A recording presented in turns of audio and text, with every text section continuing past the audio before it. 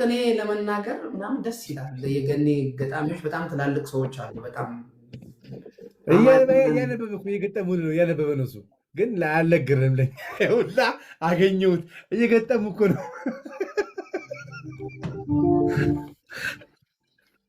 አንድ በለን እስኪ አንዱን በለን ችግር የለም። ተሲ ሁለተኛ አያየኝም በቃ በለው ችግር የለም። አንድ ጠዋት በማለዳ ፀሐይ ሲሞቅ ደጅ ጠዋት በማለዳ ፀሐይ ሲሞቅ ደጅ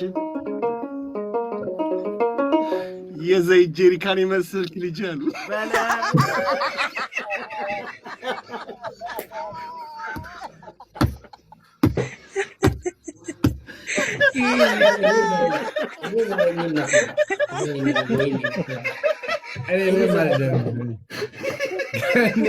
ገኔ ጋር ማለት ነው መሳቅ መጫወት ነው እና ምንም እኮ ነገር የለውም።